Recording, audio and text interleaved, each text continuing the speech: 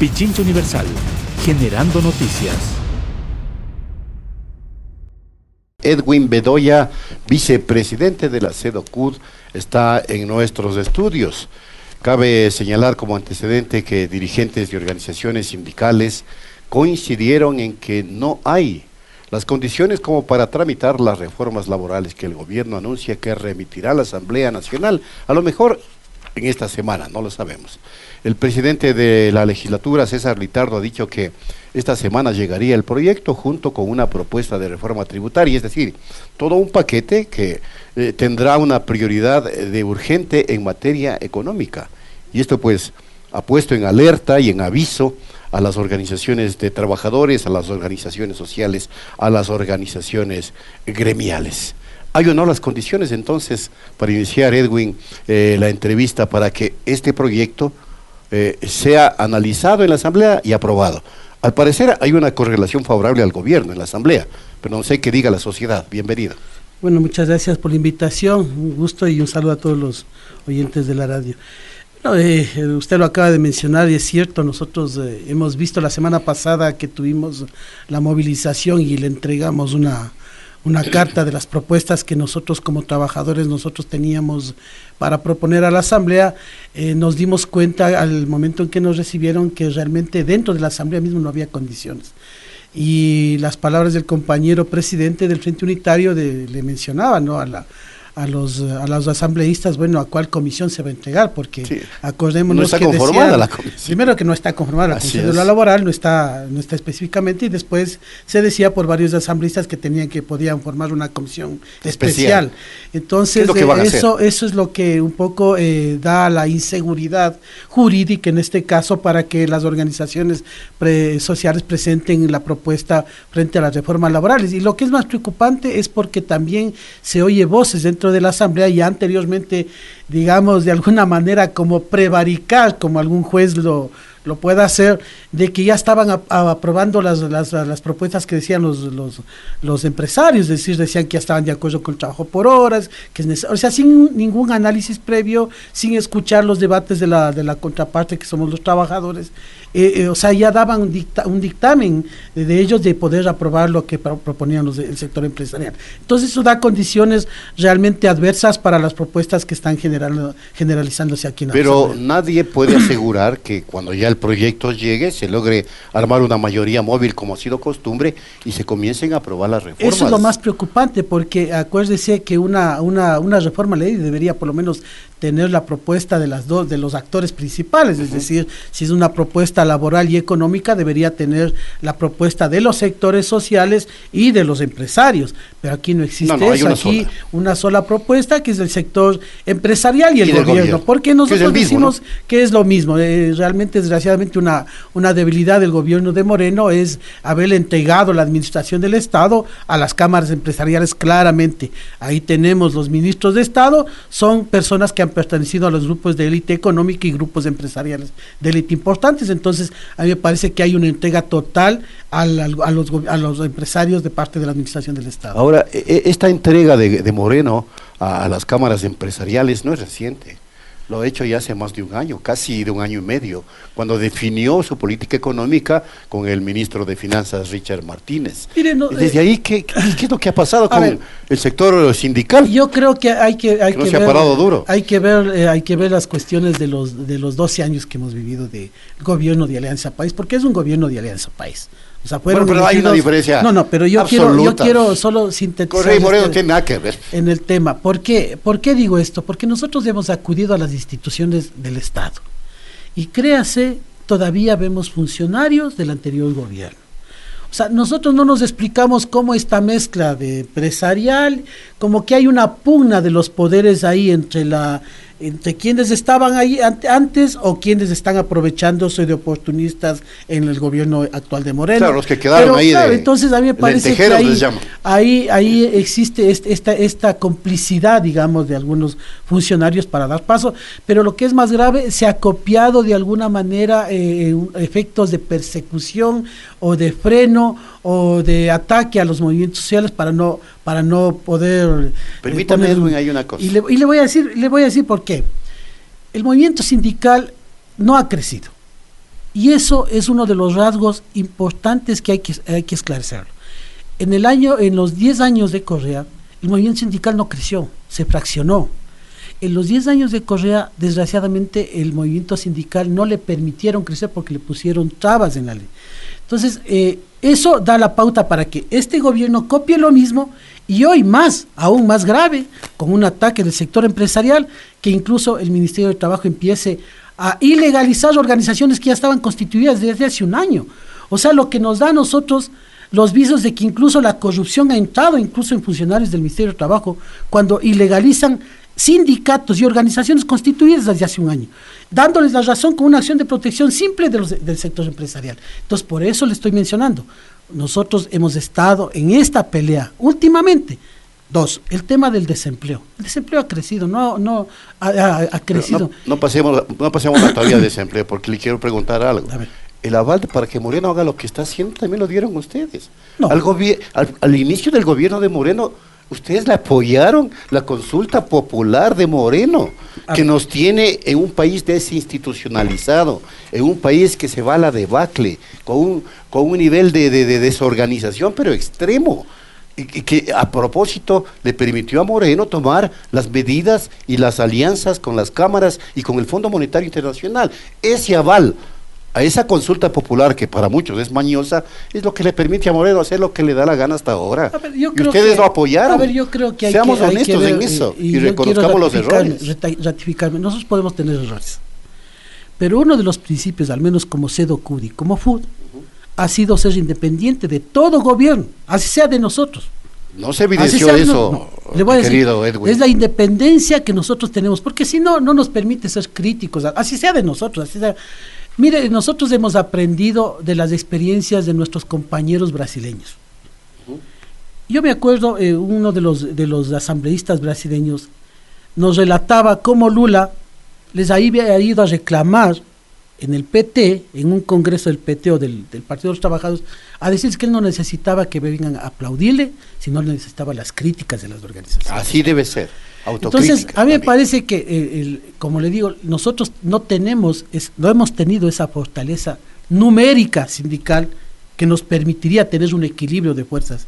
Y aquí más ha prevalecido el interés de los grupos económicos, la fuerza política y de quienes se han prestado para justamente fortalecer esos grupos económicos. Mire, el pelear contra los grupos económicos es una fuerza inmensa. Y toda la vida hemos estado peleando contra los grupos económicos. Pero aquí los dos gobiernos, Correa y Moreno, no entendieron eso y no se afianzaron en las organizaciones sociales.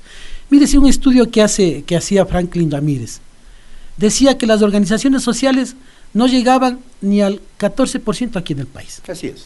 A mí me parece que ni siquiera han crecido de ahí. Más bien lo que hicieron es fraccionarse. Entonces, por eso, con esa fuerza, y tenemos con un gobierno que entró débil políticamente, desde el inicio, nos dijeron, a ver, dennos 100 días de plazo. Le dimos los 100 días de plazo, que es muy distinto. Pero armaron todo en nosotros en esos 100 días dijimos, tengan las propuestas. Nunca después de los 100 días, hicimos una movilización, acuérdense, una movilización importante. Muy bien. Y empezamos los reclamos. Pero ¿qué pasa? Ahí ya entraron los grupos económicos, la fuerza de los grupos económicos y desgraciadamente la complicidad de quienes también estuvieron con Correa, están en el gobierno de Moreno y de algunos medios de comunicación que están aliados a la hasta ahora. ¿Sí? Entonces, a mí me parece que hay que hacer ese análisis. No nos pueden echar la culpa a las organizaciones sociales de una debacle económica o de una debacle política que los mismos gobiernos lo han instaurado. Pero hay parte de responsabilidad por no dar respuestas más contundentes. Pero de parte de quienes fueron creados en el gobierno de Correa, acuérdense quiénes se crearon. Es que ya no puede culparse a Correa, porque yo veo que hay ese... No, yo coincido con usted, no hay que volver al tema, pero sí existe un antecedente. Ya vamos a los 3 años de Moreno. Las organizaciones que fueron creadas en ese momento hasta ahora son cómplices. ¿Cómo entiende usted? Una CUT que cuando Moreno se posesionó, aplaudieron. Un grupo aplaudiendo y el otro grupo pidiendo la libertad de Glass. O sea, no se entiende. Ahora un grupo aplaudiendo lo que decía Caputi, permitiendo el despido de miles de trabajadores de CENEL. Entonces, nosotros sí consideramos ese tipo de cosas. Entonces, aquí hay que culparse con nombre y apellido de quienes fueron. Pero dar el salto cualitativo. Así es, vean, nosotros hemos estado trabajando en procesos de unidad. Y claro, cada una de las organizaciones han manifestado toda la debilidad que tienen, el fraccionamiento que sufrieron. Entonces nosotros sí estamos consolidando eso, estamos en un amplio ya acuerdo con los compañeros de la CONAIE, que en efecto hoy tenemos una reunión con los compañeros de la CONAIE para planificar el tema de la movilización, de la huelga, porque es necesario afianzar los procesos unitarios. Porque se nos viene incluso el paquetazo. Incluso con organizaciones que estábamos enfrentadas anteriormente. Qué bueno. Hemos tenido ya estos acercamientos y me parece que eso es importante aquí en el país. Pero ahora, a nosotros lo que nos preocupa es la debacle. Tenemos una reforma económica unida a una reforma laboral y tenemos un espejo aquí en América Latina que es Argentina. No hay más ciego que el que no quiere ver. Nosotros le hemos dicho al gobierno, y en los pocos minutos que nos dio una vez el presidente, el año pasado, le hemos dicho, a ver, dennos un país donde el Fondo Monetario Internacional, las recetas de ese Fondo Monetario hayan servido para que a lo largo de la historia no hay uno. Nos den un nombre. No hay uno. Le hemos dicho a los empresarios, a ver, si ustedes están asegurando que con estas reformas van a generar empleo, díganos, ¿en qué sectores? ¿Cuántos empleos van a generar? Acuérdense que el sector empresarial, cuando el gobierno dijo que iba a eliminar puestos de trabajo en el sector público, iba a ser absorbido por el sector empresarial, ¿qué dijeron los empresarios? Es un discurso de toda la vida. Se lavaron las manos y lo que siguen pidiendo es una rebaja al ISD, impuestos, rebajas de los impuestos para ellos. Yo dijera, no hay problema, pero díganos, traigan el dinero acá, inviertan y generen empleo, modernícense. Pero lo que han estado acostumbrados a ser rentistas de los gobiernos. Entonces a mí me parece que como hay este secuestro de las élites en el gobierno de Moreno, a mí me parece que ese camino es el que hay que enfrentarlo. Y nosotros, desgraciadamente, como digo, en la Asamblea y en el gobierno no encontramos un interlocutor válido para que se puedan hacer ese tipo de propuestas. Ahora, ¿qué ha pensado el movimiento sindical de cara a la situación que se viene en términos de ir articulando un nuevo discurso para no caer en los planteamientos repetitivos que para muchos es anacrónico? ¿No es cierto? Porque se puede decir que se escucha lo mismo desde la clase sindical, desde el sector sindical, sin que se haya renovado ese discurso. Imagínense ahora que inclusive los sectores empresariales lo que están diciendo es que hay que modernizar el Código del Trabajo, modernizar para hacerlo regresivo, ¿se imagina? Ellos cambian el discurso, no lo hacen desde mi punto de vista creativamente, pero de pronto corresponde a las centrales sindicales cambiar un discurso que más creativamente convoque a otros sectores a enfrentar lo que se viene como paquetazo de medidas económicas. A ver, yo creo que hay que ir también en lo que usted mencionaba al inicio, el tema mediático. O sea, cuando uno quiere decir una mentira, recurre mediáticamente a repetir miles de veces. Entonces, claro, nos dicen que el discurso que de nosotros es atrasado. Yo digo, atrasado es pedir estabilidad laboral, que siempre hemos estado pidiendo. Atrasado es pedir salarios justos que se igualen a la canasta básica. Es lo que me estamos pidiendo. Que nunca han cambiado las condiciones. Y nunca han cambiado, es que no cambian las condiciones. Entonces, ¿cómo no quieren que tengamos los mismos discursos si nos están exigiendo y nos están violando derechos? En el gobierno de Borja nos quitaron el derecho a la huelga, por Dios. Entonces, si nosotros estamos reclamando un derecho a la huelga, entonces, ¿cómo dicen? Eso es un discurso repetitivo.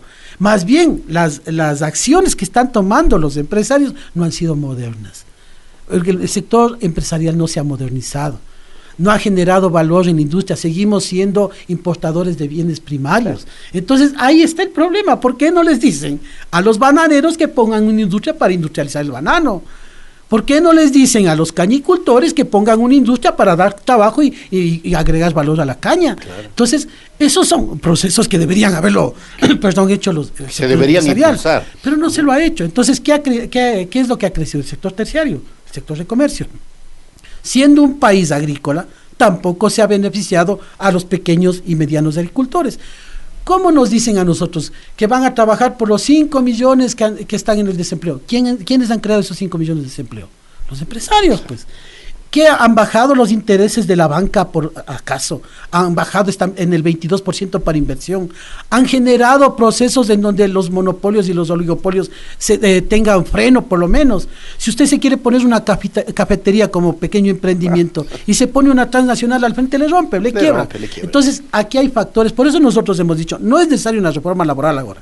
Es necesaria una reforma de flexibilización del capital, una reforma económica que permita bajar los intereses a un dígito. Democratizar el capital. Democratizar, pero que permita bajar los intereses a un dígito. Nos han dicho, bueno, ¿cómo hacemos?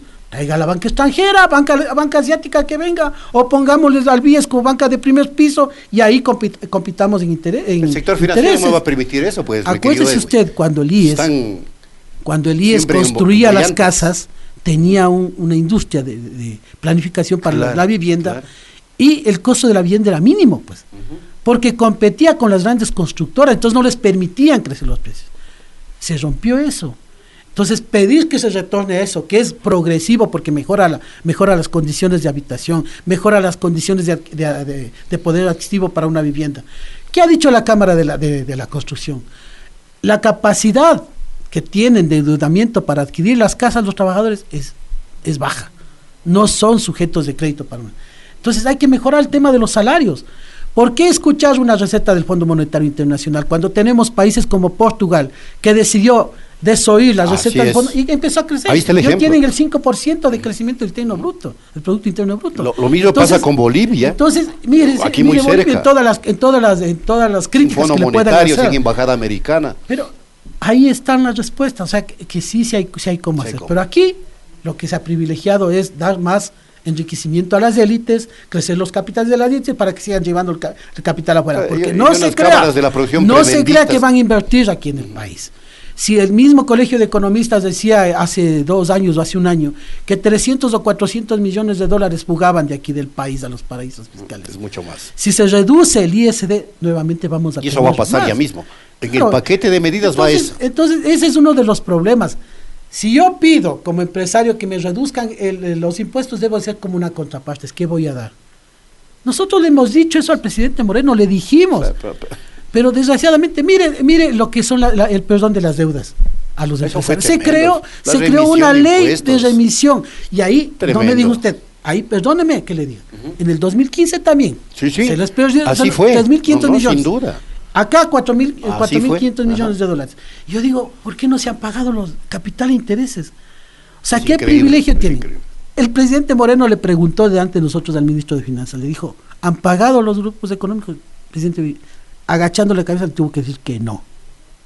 Entonces, ¿para qué se creó esa ley? Si no iban a cumplir los grandes beneficiados, que son el 80% que tienen de la deuda, entonces iban a seguir creciendo. O sea, el próximo año tendremos que crear otra ley para perdonarles otros 4 millones, otros 4.500 millones. Entonces, eso es lo que nosotros reclamamos como ecuatorianos. Si a los ecuatorianos que nos endeudamos, nos embargan los bienes, ¿por qué no poder generar eso a los grandes deudores? Traigamos abogados, si no pueden nuestros abogados, traigamos abogados del extranjero, paguemos del 0,5% de lo que pueden cobrar las deudas y verá cómo nos cobran las deudas. Ahora, diferente al paquetazo que se viene a la Asamblea, ¿huelga general, huelga nacional? Nosotros hemos planteado una huelga general, por eso justamente estamos afianzando con las organizaciones para ver cómo se plantea. Si es que no existen las condiciones adecuadas, nosotros vamos a tomar otras medidas y nosotros vamos a tener este diálogo con las organizaciones sociales que estamos en la CONAIE, en el Frente Unitario, y daremos a conocer posteriormente. Nosotros no podemos desgastar una medida, porque nos andan preguntando cómo así andan haciendo la huelga, pero no podemos desgastar una medida tan importante que es la última, hasta que veamos cuáles son las condiciones que son. Y por estrategia no podemos decirlo mañana o pasado. Vamos a tomarnos el tiempo, estamos discutiendo, estamos recorriendo la provincia. Acuérdense, la última movilización se dio en todas las provincias del país. Aunque no lo dijeron en los medios, no lo van a decir. En todas las regiones del país se dieron, y eso fue una fortaleza de unidad hasta de otros sectores. Entonces hay las condiciones de reclamo, no porque queramos, sino porque no hay un oído capaz desde el gobierno de escuchar las propuestas que estamos haciendo. Una respuesta política y social más organizada demanda de los dirigentes sociales la unidad, sin lugar a dudas, dejar de lado los odios, dejar de lado los resentimientos para avanzar con una propuesta unitaria. Eso es lo que demanda la historia. El país necesita unirse. Ya le digo, tenemos al frente un espejo como Argentina. Clarito yo creo que no hay que... Y ahí está el ejemplo político inclusive. Queremos que el gobierno se convierta en asistencia social. Ahora se están creando comedores populares en Argentina para darle comida. Imagínese, ya basta. O sea, eso queremos llegar acá en el país. Entonces no me parece tan justo. Pichincha Universal. Aquí se escuchan bien las noticias.